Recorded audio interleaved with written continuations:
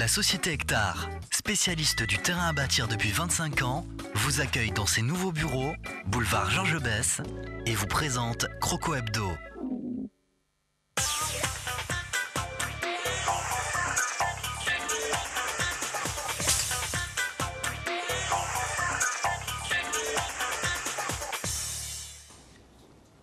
Bonsoir et bienvenue sur le plateau de Croco Hebdo. Nouveau rendez-vous en ce premier lundi du mois de décembre. On s'approche tranquillement de la trêve hivernale. Match à venir vendredi prochain au Costières. Ce sera un match en retard qui avait été annulé suite, vous le savez, aux précipitations qui s'étaient abattues sur la région le premier week-end du mois de novembre. Match en retard contre Beauvais vendredi à partir de 20h au Costières avec l'espoir et l'objectif pour les Crocos de décrocher une nouvelle victoire et de toucher un petit peu plus encore le podium qui se rapproche et de justement de rattraper ces équipes en tête du championnat de national. Avec nous ce soir pour revenir sur la belle victoire des Crocos, c'était samedi soir du côté des Pyrénées ariégeoises dans le joli village de Luzenac.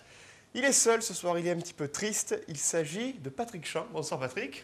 Bonsoir Christophe, bonsoir à tout le monde. Et c'est vrai qu'aujourd'hui, Olivier s'est donné corps et âme pour le Téléthon et il a une grosse entorse, donc il est chez le docteur. Donc on le salue bien, on lui dédie cette émission. Et une petite pensée aussi pour le jeune Marquis, un petit joueur qui a voulu participer au Téléthon et qui malencontreusement est tombé sur son coude et son bras et il s'est fracturé. Donc on lui souhaite un bon rétablissement. Prompt rétablissement. En effet, aussi pour Olivier, victime d'une double entorse de la cheville. On aura l'occasion d'y revenir. Ça a été l'une des étoiles qui a brillé sur la pelouse de Jean-Bouin samedi tout au long de la journée qui était organisée en faveur, bien évidemment, du Téléthon. Les invités de ce soir, c'est une première pour eux cette saison. Pour l'un d'entre eux, ce n'est pas tout à fait une première parce qu'il connaît bien le plateau de Croco Hebdo. Tout d'abord, quelqu'un qui fait sa présentation sur le plateau, c'est le nouveau directeur du centre de formation du Nîmes Olympique, Jean-François Pien. Bonsoir. Bonsoir. Merci d'avoir accepté notre invitation. Et puis, à vos côtés, tout de rouge vêtu, un capitaine de réserve, emblématique aussi du Nîmes Olympique. Alors, ces initiales pourraient suggérer sur votre survêtement, en effet, que vous faites une publicité pour une marque de voiture allemande ou encore que vous êtes le gendre idéal pour les belles mères. Mais non, c'est bien Benyachou Mohamed, Momo Benyachou pour les intimes. Bonsoir Mohamed, merci. Bonsoir. Merci d'être avec nous. Heureux de vous accueillir, messieurs, pour évoquer ce point très important qu'est la formation au Nîmes Olympique, ce centre de formation inauguré, on le sait, du côté du domaine de la Bastide, et dans lequel l'équipe professionnelle s'installe, les équipes de jeunes également disposent d'infrastructures qui sont vraiment idéales, qui sont exigées pour un club professionnel comme l'est le Nîmes Olympique. Quelle a été votre appréciation, Jean-François Pien, justement, lorsque vous êtes arrivé à Nîmes et que vous avez découvert le projet initié pour le Nîmes Olympique? Déjà, j'ai été très séduit par rapport à le projet, à savoir des structures, des infrastructures dignes d'un club professionnel. Je pense que Nîmes Olympique dispose aujourd'hui vraiment d'installations qui permettent d'accéder au plus haut niveau. Hein. On a encore beaucoup de choses à mettre en place, mais je veux dire, le club s'est donné réellement les moyens. Hein, on en remercie d'ailleurs le président Gazot qui permet au club d'avoir un nouvel élan avec cet outil. Et c'est vrai que ça permet surtout d'avoir cette unité de club, puisque du petit U6 jusqu'au professionnel, tout le monde se retrouve au domaine de la Bastide. Donc c'est très intéressant pour l'évolution du club. Depuis le temps, Mohamed, que vous fréquentez le club, que vous portez ces couleurs nîmoises, comment vous avez ressenti justement cette évolution autour de la nécessité de fédérer toutes les équipes du Nîmes Olympique dans un centre aussi beau que celui de la Bastide? Moi, je dirais, c'est du jamais vu. C'est du jamais vu. Depuis l'âge de 14 ans, j'ai jamais vu ça. Et enfin, on a, comment dire ça, on est un vrai club professionnel aujourd'hui. Avec ces installations, ces terrains aussi en synthétique, c'est vrai qu'il y a un cahier des charges qui est exigeant pour le club, mais ensuite le résultat final donne vraiment envie de travailler et d'évoluer dans le bon sens. Ah oui, on a un très bel outil de travail. C'est bien ce que je dis. J'ai jamais vu ça au domaine de la Bastide, au centre de formation. C'est super ce qu'on a. Autre responsabilité pour vous, Jean-François Pien, il y a cette réserve professionnelle qui évolue dans le championnat de France de CFA2, avec l'avantage pour une équipe qui dispose d'un riche effectif professionnel, comme c'est le cas depuis cette saison, et comme ça a été le cas hier après-midi, de disposer de plusieurs joueurs professionnels qui descendent automatiquement avec la réserve. Avantage ou inconvénient en fonction, on va dire, de la politique aussi sportive par rapport à l'intégration des jeunes? Je veux dire, je pense que c'est comme tout club professionnel. Il y a un effectif qui est aujourd'hui riche, puisque peu de blessés, donc on va s'en réjouir. Donc obligatoirement des garçons qui sont amenés à évoluer en équipe réserve. Mais on ne va pas s'en plaindre. Je veux dire, chacun doit trouver sa place. Les joueurs professionnels qui viennent doivent s'installer dans un esprit collectif. Et l'objectif est de donner du temps de jeu. Il est bien évident que pour certains jeunes, comme c'était le cas hier, malheureusement, certains n'ont pas eu le temps de jeu souhaité. Mais je pense que ça fait partie aussi de leur travail de futurs footballeurs, je l'espère, où malheureusement, parfois, les choses sont compliquées. Et il y a des périodes un peu plus compliquées pour eux. C'était le cas hier. Maintenant, je pense que la porte est ouverte à tout le monde. Et l'objectif, c'est que cette équipe réserve soit l'antichambre de l'équipe première. Et mon rôle, avant tout, c'est de remettre des garçons dans une bonne dynamique positive pour alimenter l'équipe première. C'était le cas notamment, je crois, de Wilfried Niflor qui a marqué un but égalisateur sur penalty face à Muret. Score final, 1 but partout. Mais voilà, ça permet aussi de redonner du moral à ces joueurs, notamment pour Wilfried Niflor qui revenait de blessure. Oui, je pense qu'on a un rôle. J'ai un rôle, et c'est du fait qu'on travaille en très bonne harmonie avec Thierry Froger. On sait très bien que les garçons qui sont amenés à jouer avec l'équipe réserve, derrière le joueur, il y a surtout un homme. Et je pense qu'il y a beaucoup de communication et d'honnêteté et de respect qu'on doit avoir. À partir de l'instant où ces joueurs s'inscrivent dans un projet commun, je veux dire, il n'y a pas de raison que les choses n'avancent pas. On a fait un très bon match il y a 8 jours, malheureusement avec une défaite au TFC, contre une excellente équipe de Toulouse. Mais l'état d'esprit était présent. Donc l'objectif, c'est que chacun s'y retrouve et que chacun fasse le maximum pour les couleurs du club. Allez, on reviendra bien évidemment tout au long de cette émission sur les aspects liés à l'équipe réserve du Nîmes Olympique ainsi qu'au centre de formation et du domaine de la Bastille. Mais avant cela, messieurs, une petite carte postale comme on a l'habitude d'en faire lorsque nous sommes en déplacement avec les images qui ont été tournées, que nous avons tournées ce samedi en fin d'après-midi dans cette belle commune de l'Ariège avec le club de l'Union sportive de Luzenac, célèbre pour l'extraction de talc. On voit ici eh bien, les installations au-dessus du stade qui permettent eh bien, de faire passer le talc qui a été extrait dans les mines. Et puis la tribune du stade Paul Fédoux qui peut contenir à peu près un millier de spectateurs. C'est nettement plus que le nombre d'habitants de Luzenac puisque le recensement de 2009 eh bien, annonçait 638 habitants pour cette jolie commune. Des supporters nîmois qui avaient fait le déplacement et qui n'ont pas hésité eh bien, à aller à la rencontre du président du Nîmes Olympique,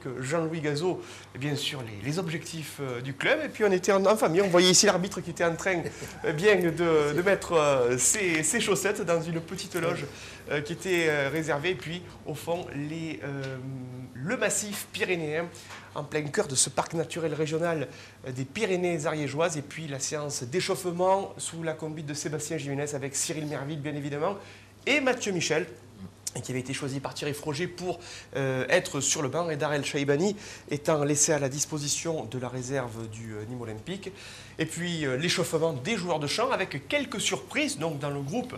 Cela a été commenté eh bien, avant ce match. On va le voir tout de suite sur ces images. Le retour notamment dans le couloir droit d'un joueur qui connaît bien ce poste. Il s'agit de Moussa Sidibé. C'était finalement un retour à une défense classique du fait que Vincent Carlier n'apparaissait pas à la charnière centrale aux côtés de Benoît Poulain. Le retour également de Komlan Ameou, le joueur togolais qui faisait son retour au poste de milieu défensif. Et puis Miodrag Stozic qui, du fait de la présence de Moussa Sidibé sur le couloir droit, revenait dans sa position, on va dire, Patrick, historique aux côtés de Benoît Poulain, car c'est vrai que les deux joueurs ont été très souvent habitués depuis 2 saisons à évoluer dans la charnière ensemble. Effectivement, disons que c'est plus un défenseur central, on le disait, ou peut-être milieu de terrain, mais pendant un certain temps, il a joué sur le côté droit parce que Thierry Froger estimait que c'était certainement le joueur qui avait les plus de capacités pour jouer à ce poste-là. Mais avec Sidibé, ça a montré aussi que les joueurs qui avaient moins de temps de jeu en équipe 1, mais avec, comme le disait Jean-François Piem, disons que les joueurs qui jouent avec la réserve aussi sont là pour se relancer. Et je crois que toute l'osmose qu'il y a entre lui et Froger fait que tout le monde peut jouer à tout moment et ça c'est quelque chose de positif et on le voit avec l'effectif qu'il y a, on aura besoin de tout le monde et tout le monde doit être concerné. Voilà, pour cet objectif, monter en Ligue 2 à l'issue de cette saison 2011-2012. On va découvrir le 11 de départ aligné par Christophe Pellissier, le coach de l'US Luzenac, avec Ludovic Grégory dans les buts. Vous allez voir que malheureusement, pour l'infortuné portier ariégeois, il n'est pas resté longtemps dans les buts. Une charnière centrale composée par Macalou et le capitaine Mignotte, Cavalier sur le couloir gauche, Kara Bouali sur le couloir droit, deux milieux défensifs avec Beignet et Akaza, Mbongo sur l'aile droite, Sanchez sur l'aile gauche, Souilleux en pointe comme seule pointe et avec Fori dans un rôle de milieu offensif, entre milieu offensif et 9,5, décrochant légèrement derrière à l'avant-centre. Patrick, le numéro 21, Rémi Souilleux, que vous connaissez bien. Oui, effectivement, j'ai eu la chance de l'entraîner parce que c'était un bon petit joueur qui, à un certain moment, a voulu peut-être être trop rapidement dans l'effectif pro. C'est pour ça qu'il a quitté le club. Il a fait énormément de clubs, mais c'est toujours un joueur qui a beaucoup d'abnégation dans son jeu, très physique et qui a un bon niveau pour jouer au national. Et le 11 nîmois sur lequel on vous donnait quelques indications avant de découvrir le 11 midi-pyrénéen. Cyril Merville dans les barres, ça ne bouge pas. Le petit changement, non, ça c'est pas le bon 11 puisque ce n'est pas Aurélien Bosch, c'est bien Miodrag Stozic qui est aux côtés de Benoît Poulain. Il y a une petite erreur de synthé. Maxime Poungé dans le couloir gauche, Moussa Sidibé dans le couloir droit. Emmanuel Corrèze jouant devant la défense. Les deux milieux défensifs avec Komla Nameou, donc pour son grand retour, et Abdelmalik Sissane, Nicolas Bénézé sur l'aile gauche, Morio Gounbi sur l'aile droite, ça par contre c'est un classique, et puis Seydou Koné à la pointe de l'attaque nîmoise. Justement, on va revenir sur cette rencontre dans le sujet que nous avons préparé. Retour sur cette victoire du Nîmes Olympique en terre ariégeoise, 3-0 face à Luzenac. C'était samedi en fin d'après-midi. Température fraîche samedi soir au pied des Pyrénées ariégeoises pour un déplacement des plus importants. Le Nîmes Olympique n'était pas venu à Luzenac pour y extraire du talc, la richesse locale, mais bel et bien pour obtenir un bon résultat afin de rester au contact du trio de tête. Principalement regroupés dans l'unique petite tribune du stade Paul Fédou, les 500 spectateurs de la rencontre ont donné de la voix, notamment lors du premier tournant du match. Sur un ballon intelligemment transmis par Corrèze, Seydou Koné tentait genou levé un contrôle quasi impossible dans sa course, frappant de plein fouet l'infortuné portier midi-pyrénéen Ludovic Grégory, sorti au devant de l'attaquant ivoirien. KO pendant plusieurs minutes et souffrant de la mâchoire et de vertige, Grégory allait finalement céder sa place à Fabien Mahou avant d'être évacué vers un centre hospitalier. Dans une rencontre heurtée et au faible niveau technique, les Nîmois allaient défendre avec rigueur grâce à l'efficacité d'une charnière solide composée par Poulain et Stozic, parfaitement secondés dans les couloirs par Poungé et Sidibé, auteurs d'un bon retour sur le côté droit. J'ai donné comme objectif de reprendre un peu plus d'envie dans la conquête du ballon, d'être beaucoup plus solide. Et je pense que ça fait 2 matchs où on n'est pas génial, mais on est costaud, on marque des buts quand même, ça ne nous empêche pas de marquer des buts. Et là, aujourd'hui, on ne s'est pas désuni, même un de moins. Donc c'est une vertu qui nous fait du bien parce qu'on récupère des ballons et des ballons où on peut poser des problèmes à l'adversaire. Rarement dangereux, les Luzenaciens allaient pourtant mettre Cyril Merville à la parade, peu avant le repos, sur un tir ajusté par Tristan Mbongo. 0-0 à la mi-temps. De retour des vestiaires et après quelques actions notables de Bénézé et Ogunbi en fin de première période, les hommes de Thierry Froger allaient intensifier leurs attaques, notamment par l'intermédiaire du revenant Diarra-Souba, positionné à la pointe de l'attaque nîmoise suite à l'expulsion de Koné. Un carton rouge que l'arbitre de la rencontre, Dimitri Christo, allait sortir une seconde fois pour sanctionner un tacle bien maladroit du jeune gardien remplaçant Fabien Mahou, coupable d'une faute grossière à l'extérieur de sa surface à l'encontre de Diarra-Souba à la suite d'un premier duel remporté par le portier de Luzenac, mais auteur en suivi d'un dégagement totalement raté. Une expulsion lourde de conséquences pour les locaux, puisque c'est le milieu de terrain Vincent Chagnier qui se voyait dans l'obligation de prendre place dans les cages pour les 40 dernières minutes de la partie. Un fait et un tournant de match qui allait permettre à Emmanuel Corrèze d'ouvrir le score pour les Crocos et d'enfoncer les Luzenaciens dans le doute à 10 contre 10 à la 51e minute de la partie. J'avais pas la pression, mais bon, voilà, le seul truc que je me disais dans ma tête, c'est que je me disais, il faut cadrer à tout prix. Parce que bon, je ne dis pas qu'il est mauvais le gardien, mais bon, c'est un joueur, donc il a moins de qualité qu'un joueur qui joue tout en gardien. Donc je vais cadrer et c'est rentré. Et comme je dis, tant mieux pour l'équipe. C'est vraiment, que ce soit moi qui ai marqué, c'est anecdotique. Ça fait même au moins 2 ans que je n'avais pas marqué. Donc ça fait plaisir, mais bon, comme on dit, ça fait 2-3 semaines qu'on en parle. Le plus important, enfin, même depuis le début de l'année, mais bon, le plus important, c'est pas mon but ou quoi, c'est les 3 points de la victoire qui étaient vraiment importants. On était venu pour chercher la victoire, on l'a eu. Une victoire que les Nîmois allaient construire patiemment, grâce notamment aux fautes commises par les Ariégeois, souvent approximatives dans la transmission de balles. Une faiblesse qu'allait exploiter le très actif Maxime Poungé, auteur d'une extraordinaire percée dans l'axe et servant idéalement à la 79e minute Lamine Diarra pour le 2e but nîmois. On sait que ça allait être un match difficile, mais avec l'expulsion, c'est encore un match plus difficile et on ne s'est pas désuni. On a eu des occasions en première mi-temps et en deuxième, on a été costaud et rigoureux sans être génial. Peu d'étincelles dans le jeu, si ce n'est une dernière percée victorieuse de Nicolas Bénézé dans le temps additionnel de la seconde période, avec un but certainement excessivement fêté autour des supporters déchaînés et dont certains pénétrèrent sur la pelouse après avoir défoncé les grilles de sécurité. Dernière anecdote d'un match piège, bien géré par les Nîmois, devant une équipe de Luzenac manquant de réalisme. Bien sûr qu'ils font que la victoire de Nîmes est logique en deuxième mi-temps, mais je crois qu'on a failli mentalement sur la première mi-temps où on avait fait une bonne entame. Et l'expulsion du joueur de Nîmes nous handicape à nous sur la première mi-temps plutôt que Nîmes, où on s'arrête de jouer. Donc ce que je reprochais à mes joueurs à la mi-temps, après bon, la deuxième mi-temps c'est anecdotique. Gérer l'absence de Koné tout en renouvelant son crédit de buteur et de passeur et sans encaisser le moindre but depuis 2 matchs, le Nîmes Olympique poursuit sa marche en avant avec l'impératif d'un 3e succès consécutif vendredi soir au Costières, un match en retard contre Beauvais. Voilà, réenclencher la dynamique du succès. Après Colmar, encore 3 nouveaux points acquis samedi soir sur la pelouse de Luzenac. On voyait sur la remontée de balle, notamment sur le 2e but, Mohamed, vous avez été admiratif du travail effectué par Maxime Poungé. Oui, Maxime est arrivé, enfin, il est au centre de formation, donc de le voir évoluer ici au Nîmes Olympique, on voit que je pense que ça va être un grand futur footballeur, je pense, grand joueur. Et qui plus est, Patrick, on le voit, c'est quelqu'un qui s'est pleinement imposé dans ce couloir gauche.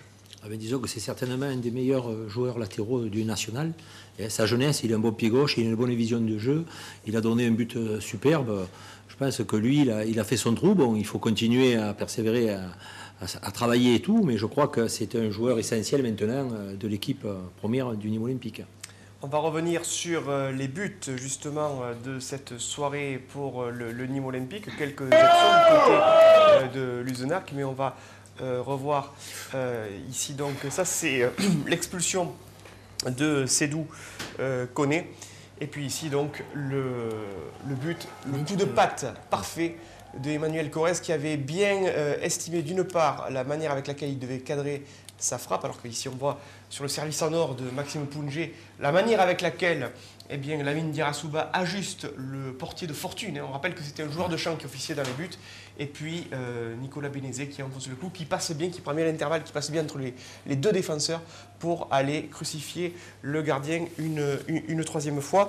Il faut beaucoup de sang-froid, Jean-François Pien, notamment sur un coup franc. Quand on sait que le gardien n'est pas un vrai gardien, que c'est un joueur de champ, qu'il essaie de placer son mur, comme disait Emmanuel Corrèze, il faut être très précis, ne pas se précipiter pour vraiment être à la fois précis et puissant. Et finalement, on l'a vu dans son coup de patte, ça s'est avéré payant. Oui, d'ailleurs, sur les images, ce qui est intéressant, c'est qu'on s'aperçoit que les 3 buts sont 3 buts qui sont marqués avec de la précision et de la justesse. Je veux dire, la puissance n'est pas toujours le but final. Je pense que ce soit le but de Diarra, que ce soit le but de Bénézé, et le coup franc de Manuel Carrez, on s'aperçoit que c'est avant tout la cible et une belle concentration sur le geste technique. Et souvent, on le dit aux plus jeunes d'ailleurs, hein, qui lorsqu'ils se retrouvent dans des situations face au but, recherchent souvent la force. Et on s'aperçoit sur le plus haut niveau qu'une grande majorité des buts sont marqués avant tout avec une précision technique. Et ça sourit au Nîmes Olympique avec ce score de 3-0. On va revenir sur quelques temps forts de cette soirée, notamment en première mi-temps. On l'a dit, faible niveau technique, jeu assez heurté, beaucoup de ballons perdus de part et d'autre. On va découvrir ces images des meilleurs moments de la première mi-temps entre Luzenac et le Nîmes Olympique. Dans quelques instants, je pense que les images vont partir. Est-ce que c'est prêt? On va me faire signe ou pas? On va lancer les images en tout cas. Dites-moi ce que l'on fait, si ces images sont prêtes. Bon, on va revenir avec Patrick peut-être sur les... Oui, on est allé chercher du talc à Luzenac. Patrick, on va dire en termes de morale et d'esprit, ça fait aussi 2 matchs que les Nîmois gagnent sans encaisser le moindre but. Oui. Je crois que Thierry Froger avait insisté énormément, qu'on prenait beaucoup de buts, que les joueurs jouaient pour se faire plaisir, mais on se fait plaisir que quand on gagne, quand on ne prend pas de but. Donc je crois que si les joueurs, ils ont compris ça, le talent footballistique ne suffit pas. À un certain niveau, on le dit toujours, il faut savoir s'accrocher, avoir les qualités morales et de faire tourner l'effectif comme il le fait. Ça y donne raison puisqu'il a relancé tout le monde et les gars qui rentrent dans le groupe font le maximum pour y rester, parce qu'ils ont vu que Cadeau avec Froger était mort, même si Noël arrive, avec Froger, Cadeau est mort. Pas de Cadeau justement, et on le sait, Thierry Froger ne manie pas la langue de bois, alors que l'on voit ici les occasions dans un premier temps qui n'ont pas été cadrées pour Luzenac, puis ensuite Luzenac qui s'est montré un petit peu plus précis en fin de première mi-temps avec une occasion assez franche sur laquelle Cyril Merville a dû s'employer dans les airs. On va découvrir les images de la deuxième mi-temps. Je vais essayer de retrouver ma voix avec une fin de première mi-temps où Mouri Ogunbiyi et Nicolas Bénézé s'étaient principalement distingués.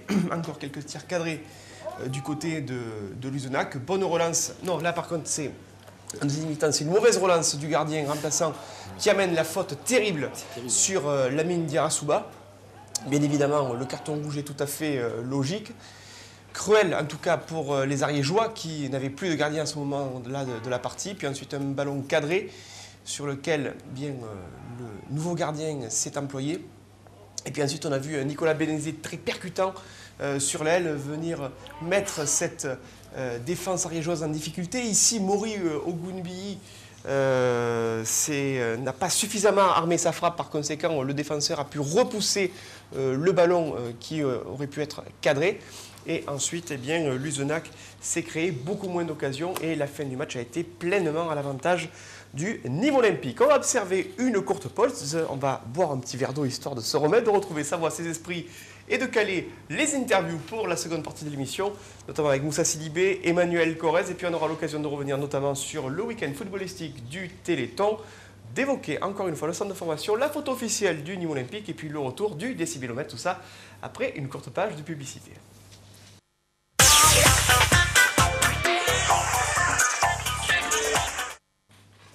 Le lancement de la fusée de départ de la deuxième mi-temps de Croco Hebdo, toujours avec Jean-François Pien, le directeur du centre de formation du Nîmes Olympique, aux côtés du capitaine de l'équipe réserve du Nîmes Olympique, Momo Beniachou, également avec nous, Patrick Champ, qui officie en solitaire face au forfait sur blessure, double entorse de la cheville pour Olivier Martinez.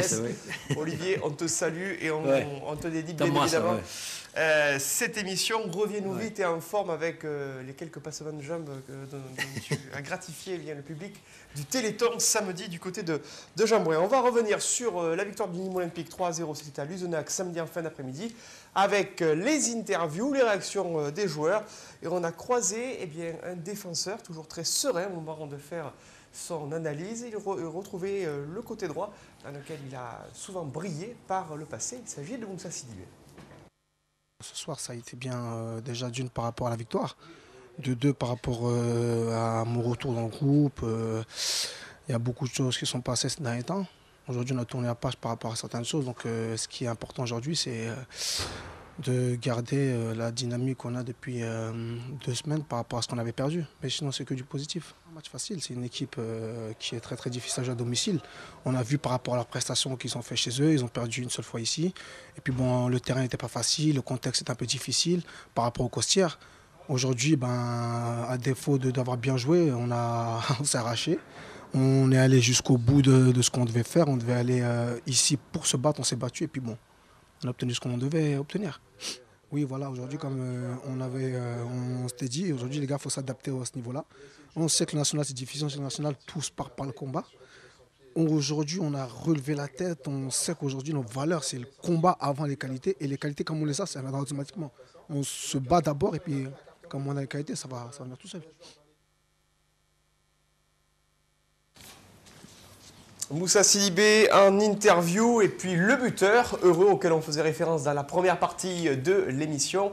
C'est un but qui lui fait du bien aussi parce que ça faisait quelques temps qu'il n'avait plus marqué son premier but sous les couleurs nîmoises. La dernière fois c'était, je crois, il y a 2 saisons de cela avec l'ACR. Il s'agit d'Emmanuel Corrèze. On n'a pas fait un très grand match, mais bon, comme on dit en ce moment, le principal c'est de prendre les points et après le beau jeu viendra après quand on engagera des points, on engagera de la confiance et on espère jouer un peu mieux. Donc, c'est une équipe qui joue sur un petit terrain, ils jouent avec leurs moyens, ils ont raison. Enfin, moi j'ai l'habitude parce qu'on a joué un paquet d'années comme ça. Donc voilà, puis bon, ils ont des bons joueurs aussi, donc on savait à quoi s'attendre. Et on a répondu présent dans les duels, même à 10. Et voilà, c'est le point positif. On s'est dit, voilà, peut-être qu'on ne joue pas bien et tout, mais au moins dans les duels, répondre présent. Et si on répond présent dans les duels, on sait que 8 fois sur 10, on gagnera. Donc voilà, ça fait 2 matchs qu'on ne joue pas très bien, mais on gagne parce qu'on est là, on est présent. Et on espère que ça va continuer comme ça. Si on ne faisait pas un bon résultat ici, on allait plutôt avoir le couteau sous la gorge. Mais là, on joue vraiment pour faire un gros coup. Enfin, pour moi, c'est vraiment un gros coup parce qu'on reviendrait, je ne sais pas quels les résultats, mais à 2 points du 3e, ce serait un bon coup. Et voilà, on est sur une série. Enfin, on commence une série, on espère qu'elle va durer le plus longtemps possible.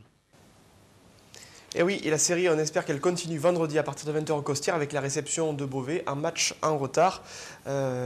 Patrick, Emmanuel Corrèze qui évoluait dans la place qu'occupait habituellement, en tout cas lors des dernières semaines, Sébastien Piocel, c'est-à-dire jouant devant la défense aux côtés des 2 milieux défensifs et qui s'affirme aussi comme un patron justement dans ce poste. Tous les prétendants par contre sont nombreux.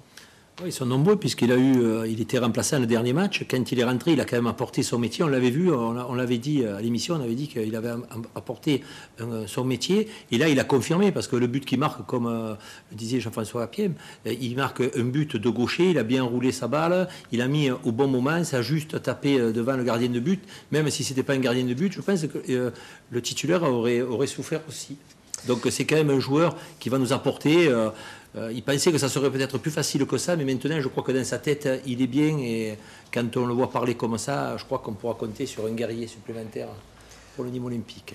Autre réaction de coach, il s'agit de Thierry Froger qui commence cette entrevue avec un petit coup de chapeau à notre coach, celui de la réserve du Nîmes Olympique. Satisfaction sur les nouveaux rentrants, on pense à Moussa Sidibé, on pense à Lamine Dirassouba notamment.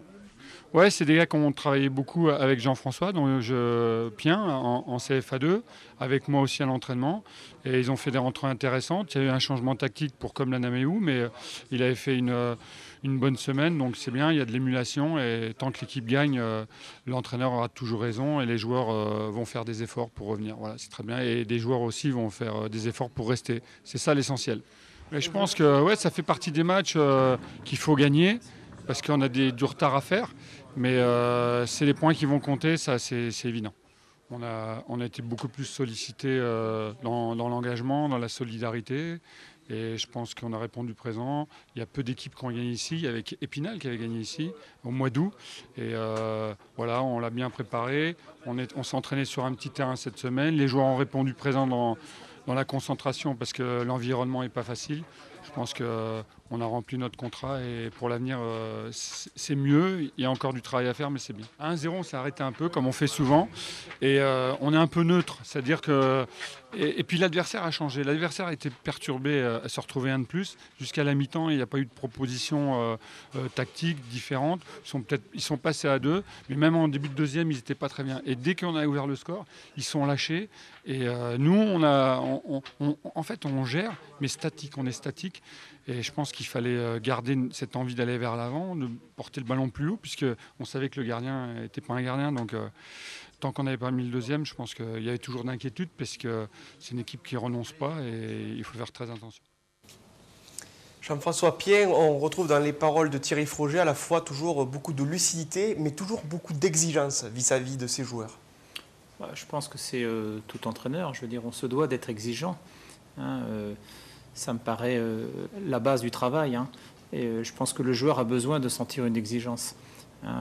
Une exigence technique, une exigence sur ce qu'on propose dans le jeu et surtout une exigence mentale. Je pense que ce championnat du national, c'est un championnat qui est long, compliqué et obligatoirement, il est difficile de maintenir un rythme sur la durée. Et il est vrai que la quantité des joueurs pourra peut-être permettre, je le souhaite pour le club, d'atteindre la Ligue 2. Donc, mais pour cela, il faut être exigeant à chaque match. Et c'est vrai que ça demande des efforts.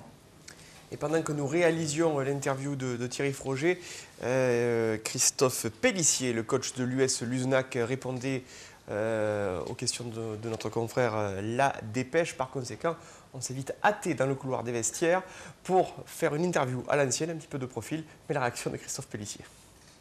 Ce soir, on a fait une entame de match sur le premier quart d'heure qui était conquérante, qui me satisfaisait. Après, voilà, il y a une deuxième partie de la mi-temps après l'expulsion qui ne me satisfait pas du tout.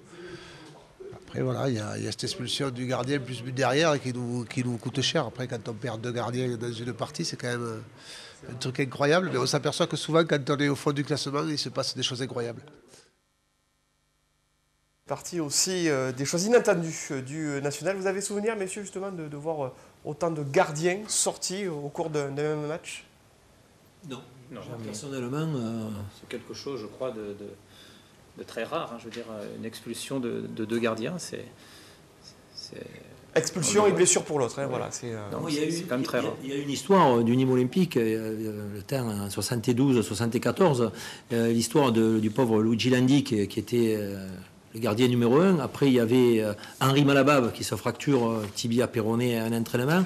Et après, ça a été le 3e gardien de but, Gérard Martinelli, qu'on salue au passage, qui a pris sa retraite il n'y a pas longtemps et qui a officié et qui a fait un grand match contre l'Olympique de Marseille. C'était à Alès et on avait gagné 1-0. Moi, j'étais jeune à l'époque et ça avait été un super résultat pour le Nîmes Olympique, une ambiance de feu à la prairie.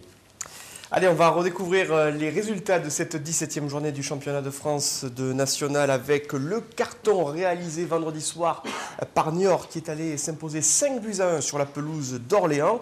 Autre victoire à l'extérieur, on le voit, ça ne rigole pas en tête de classement avec Épinal qui l'a emporté à Quevilly 3-0. Victoire à domicile cette fois pour Beauvais, futur adversaire des Nîmois, 2-0 face au Paris FC. 1-0, victoire d'un tout petit but pour un futur adversaire des Crocos au Costières. Il s'agit de Créteil-Lusitanos face au Red Star. Le Gazélec d'Ajaccio réalise un joli carton 5-0 devant Cherbourg. Nette victoire de Colmar 3-0 devant Martigues. Victoire à l'extérieur donc pour le Nîmes Olympique 3-0 sur la pelouse de Luzenac. Partage des points dans les dernières secondes de la partie entre le Poiré-sur-Vie et Rouen. Rouen qui est revenu dans les derniers instants de ce match, 1 but partout. Besançon l'emporte 2-1 sur la pelouse du stade Didier-Deschamps à Bayonne. Enfin, Vannes s'impose 3-1 devant Fréjus Saint-Raphaël, ce qui au niveau du classement nous donne l'équipe de Niort première avec 35 points, 2 longueurs d'avance sur Épinal, 3 sur Rouen, 6 longueurs sur le 4e qui est Vannes avec 29 points. Le Nîmes Olympique est 5e avec 27 points.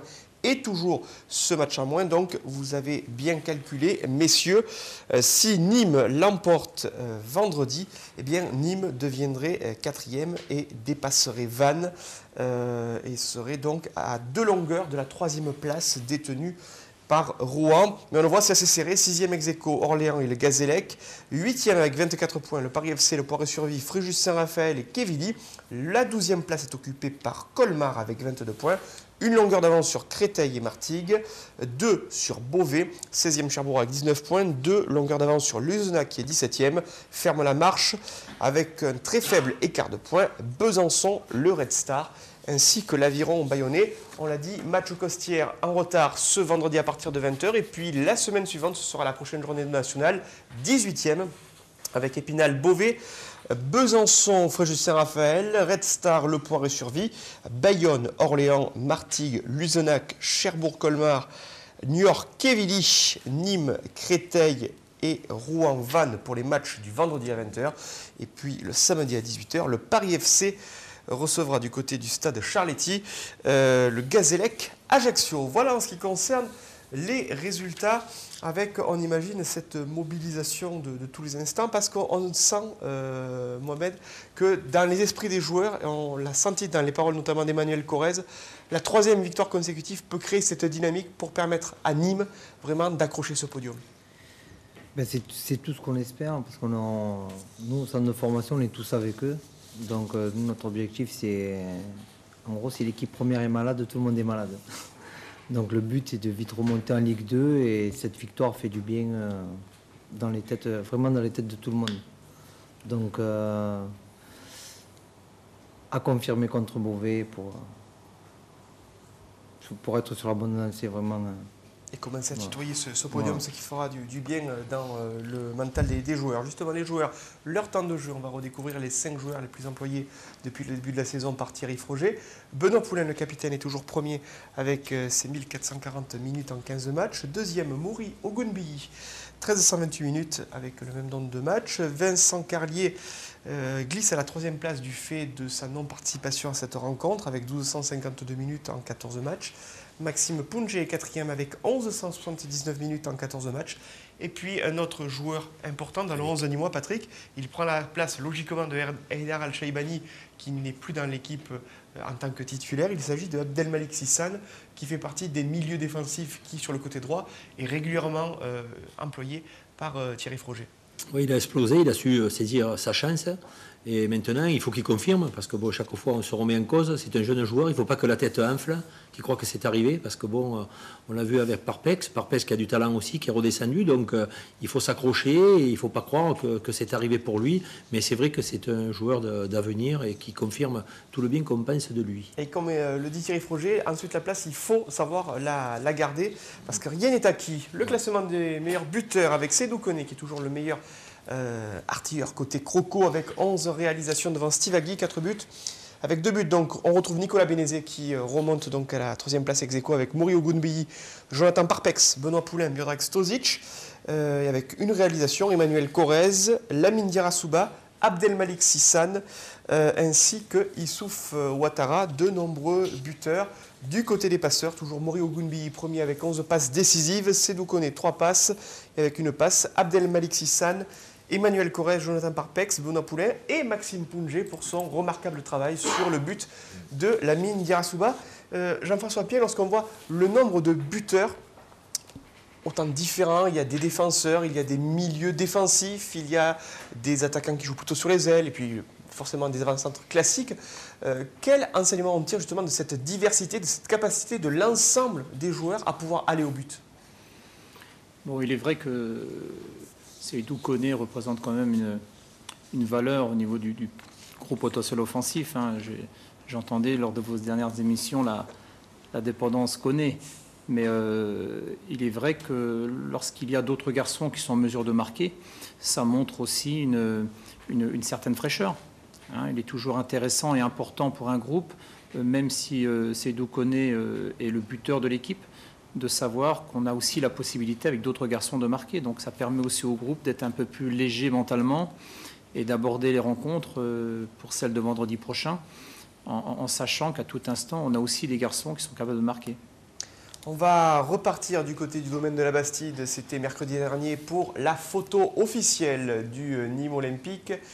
Des images qui ont été tournées dans la semaine par Alain Bellon. On voit ici les joueurs regroupés autour du banc, tout le riche effectif pour la photo de famille saison 2011-2012. Les survêtements bien repassés, les maillots bien alignés, les mains là aussi, bras contre bras, c'est toujours un moment solennel et qui crée aussi une bonne ambiance, on peut le dire, au sein du groupe et qui permet de faire le lien entre le lieu où se déroule le stade et puis le lieu où s'entraîne justement à la fois l'équipe professionnelle et puis aussi toutes les jeunes équipes auxquelles on faisait référence et qui portent le crocodile du Nîmes Olympique sur le cœur. Nous avons interviewé, bien évidemment, après cette photo officielle, le président de la SASP Nîmes Olympique, Jean-Louis Gazot. Il n'y aurait pas effectivement d'arrivée nouvelle parce qu'on a beaucoup recruté. Et quant au départ, il n'y aura pas de départ non plus. J'entends beaucoup parler des départs de Koné, de Médézé et de beaucoup d'autres. Quand je parle de départ, je parle effectivement de joueurs titulaires. Bon, donc vous avez véritablement sur cette photo l'effectif qui devrait nous faire accéder à la Ligue 2 en fin de saison.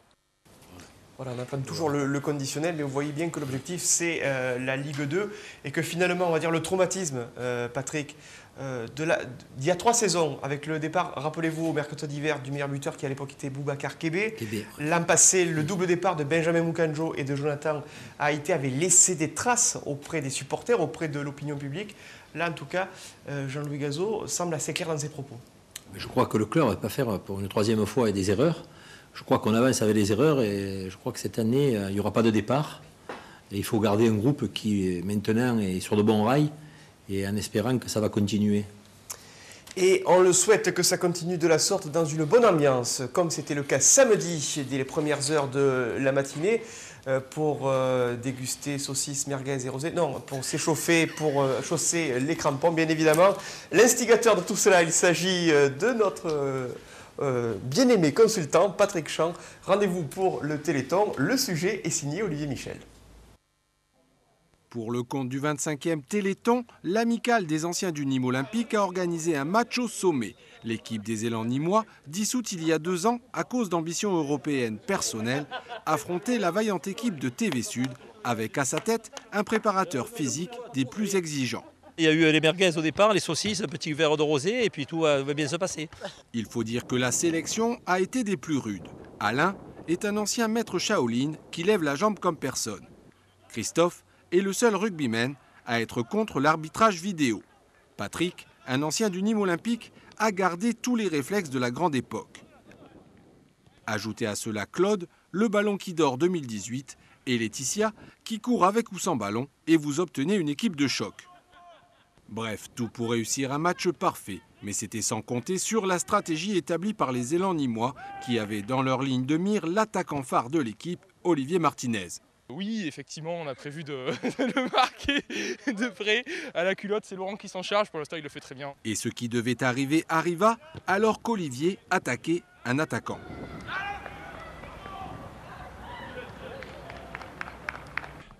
Il y a une torse là. Une torse externe. Ah! La suite du match se passe de commentaires et encore plus de ceux d'Olivier Martinez, relégué à sa place habituelle de commentateur. Et but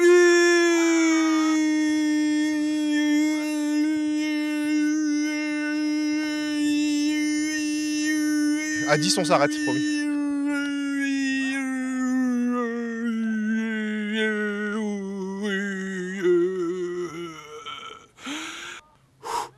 Score final 7-0 pour les élans nîmois et pas de remise en question pour l'équipe de TV Sud, des plus réalistes. On aurait pu gagner, je pense. On aurait pu gagner si on avait mis plus de buts qu'eux. C'était une équipe qui joue au championnat, donc nous on avait une équipe mixte, donc c'était difficile pour nous. Ils vous envoient pas trop la balle parce qu'ils ont peur que vous la ratiez. Donc généralement ils m'évitaient, mais c'est pas grave. L'important était en effet de participer à ce Téléthon 2011. L'amicale des anciens du Nîmes Olympique aura ainsi reversé 1 000 € à l'AFM. Quant aux élans nîmois, ils poursuivent leurs rêves. Prochaine étape, la phase européenne. Européenne, oui. Ouais. Et puis peut-être une place pour l'équipe de France à l'Euro 2012. Voilà, merci.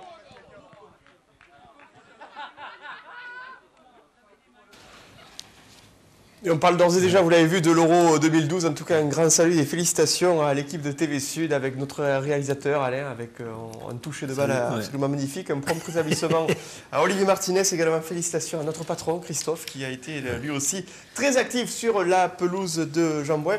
Mais très officiellement, je le dis ce soir, Patrick, j'étais à l'USNAC, donc je n'ai pas pu participer cette année au tournoi. Je demande officiellement à réintégrer l'équipe de TV Sud pour tenir une place de portier l'année prochaine. Voilà. Il n'y aura pas de souci, là. Tu seras dans l'équipe type. Allez, on va revenir avec le vrai décibélomètre, cette fois-ci, avec quelques entrées qu'on souhaitait vous montrer, notamment après la victoire face à Colmar. Olivier Martinez, c'est une petite dédicace pour toi, en forme et en grande forme et avec savoir pour le décibélomètre.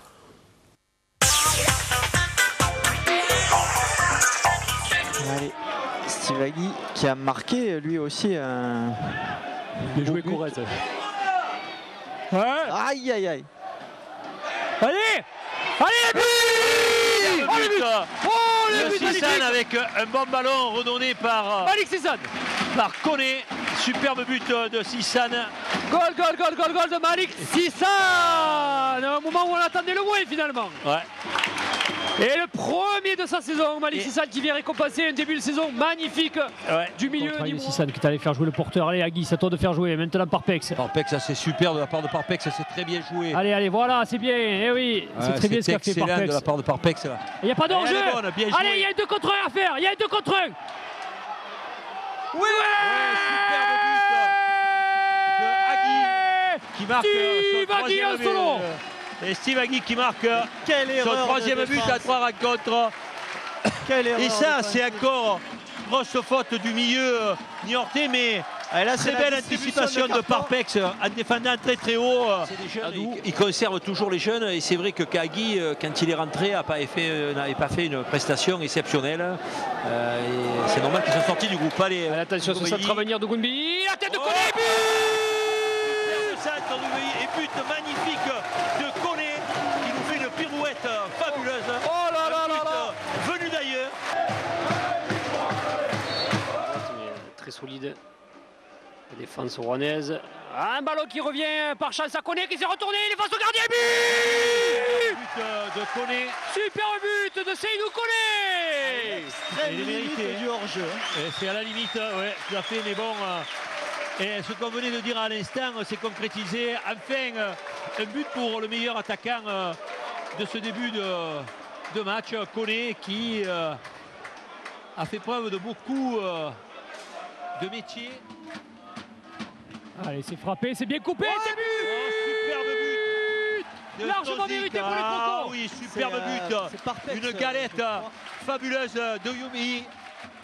Et but de... C'est Stozic. C'est Miodrag Stozic qui ouvre son compteur-but. Ah ouais. Et encore un but coupé. Un casque d'or. Premier poteau. Ah ouais, magnifique. Très bien frappé encore. Ça fait un mois et demi qu'on n'a pas gagné au Costières. Avec cette équipe de Colmar. Oh, un superbe but de Koné, oh là là là là. Une frappe magnifique avec un pied gauche extraordinaire qui est allé enlever l'araignée, la toile d'araignée du but du gardien de Colmar. Quelle entrée en matière pour les niveaux 1. Oh là là là là là là, quel but, les filets, ça rappelle. Qu'est-ce qu'on voit comme joli but cette oh saison, là là là là là là là là, vraiment, on ne pouvait pas commencer mieux.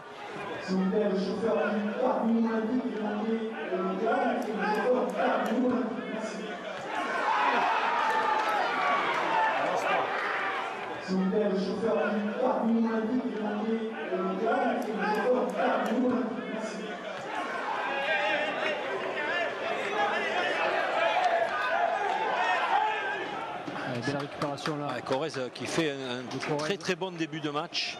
Ah, il a envie Corrèze, allez, bon ballon pour Bénézé. Bénézé, faut pas le rater. Ouais. Pour sa première bon but de Bénézé, joli. Belle récupération. Bonne récupération et superbe ballon donné sur Bénézé. Et Olivier parlait d'efficacité. Quasiment première occasion et premier but. Ouais, mais c'est sur une belle transversale, superbe. Alors, on a vu le tacle glissé de Corrèze. Olivier, qu'il est le numéro 1. D'ailleurs, je ne crois pas que les Nîmois se font. Ouais, Koné, quel solide, qu'est-ce qu'il est solide. Il faut aller au bout, mon petit. Ouais. Oh là là, qu'il est beau. Superbe but de Koné. Quel but. Il a tout fait, Koné. Koné, il a tout fait. Il s'est retourné, il a fait petit pont, il a accéléré, il a enroulé. Et il a fait la misère. Quel but, le plus beau but. Et je pense que Besançon ne sera pas à l'heure aujourd'hui. Le train partira à 16h. Énorme signé Seydou Koné qui fait le but. Ouais, il a fait tout seul. Il se l'est fait tout seul, Koné. Oh, quel but de Seydou Koné. Ah oui. C'est aussi ça le national. Hein. C'est bien beau de flammer, mais il faut aussi tenir la longueur. Voilà, ça s'est joué. Allez, Adou, il faut passer derrière Agui, voilà, il faut prendre le couloir. Voilà, comme ça on donne une solution. Oh que c'est bien joué ça. Oh que c'est bien joué. Allez, la frappe à venir. Bravo. Ouais. Oh le but. Le but exceptionnel de Parpex. Oh le but de Monsieur Parpex. Oh là là, énorme Parpex. C'est un scud venu de l'autre monde qui est arrivé à atterrir dans la lucarne de Delecroix. Quel but, Claude. Ah, magnifique. Et ça vient récompenser l'énorme début de partie de ce joueur qui était vraiment au four et au moulin. Qu'on avait vu depuis le début de cette partie. Quelle construction.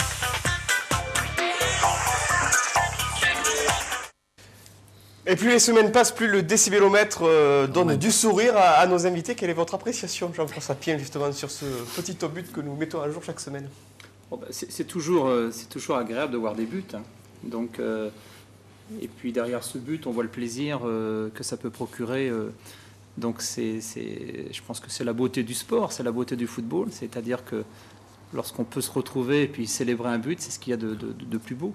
Mais lorsqu'on regarde ces buts, il y a des buts qui sont vraiment magnifiques, avec de très bons gestes techniques. Pour revenir justement à votre rôle de directeur de ce centre de formation, aujourd'hui, combien de jeunes évoluent dans les différentes équipes du Nîmes Olympique qui se retrouvent au domaine de la Bastide? Ça représente un nombre conséquent, hein, puisque le club dispose de beaucoup d'équipes. Hein. Je veux dire que ça part de la préformation, passant par la formation et les professionnels. Hein. Ça englobe des catégories sur les niveaux régional et national. Donc on a un nombre très conséquent de jeunes qui sont sous les couleurs de Nîmes Olympique. Vous supervisez, j'imagine, beaucoup de matchs? Disons que j'essaye de voir le maximum de matchs quand le temps m'est proposé, mais le fait d'avoir l'équipe réserve me pénalise un peu par rapport à l'observation de certains matchs. Hein. Je m'attelle surtout à voir nos 17 ans et les 19 ans nationaux. Hein. J'ai profité ce week-end de jouer dimanche pour passer ma journée à la Bastide pour voir du football à 9, du football à 7 et de voir nos 15 ans Excellence qui recevaient 7. Donc, mais j'ai de bons retours puisqu'on a des débriefings avec les entraîneurs toutes les semaines. Donc on essaye de planifier les choses, d'avancer tranquillement. Mais on a tous derrière la tête le souhait que la locomotive accède à la station de la Ligue 2. On le souhaite bien évidemment.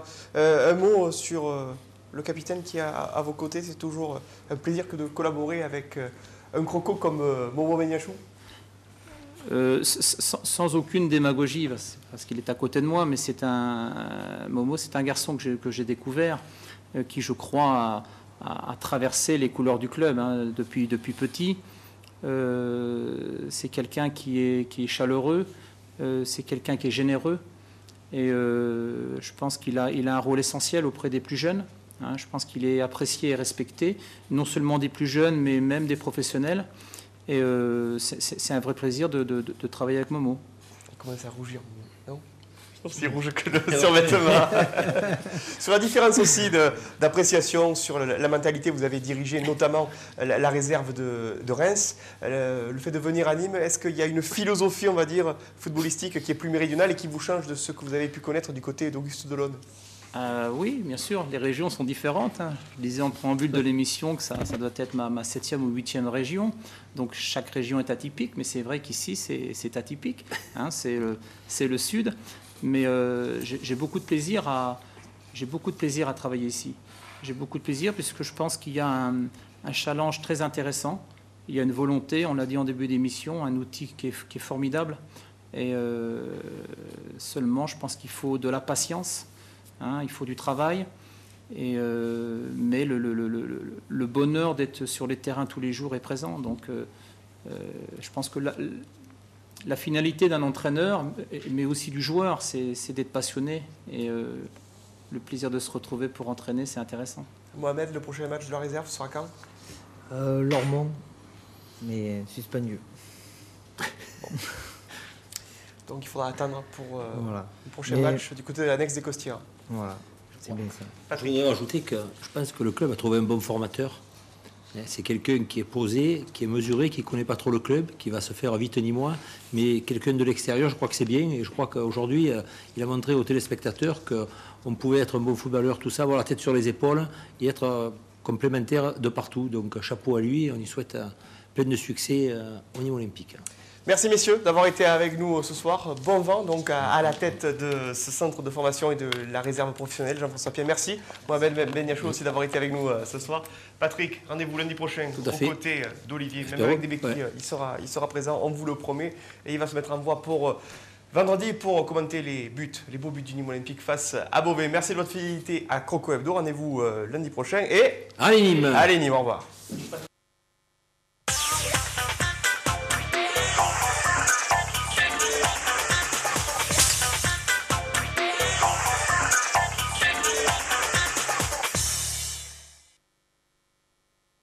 La société Hectare, spécialiste du terrain à bâtir depuis 25 ans, vous accueille dans ses nouveaux bureaux, boulevard Georges Besse, et vous a présenté Croco Hebdo.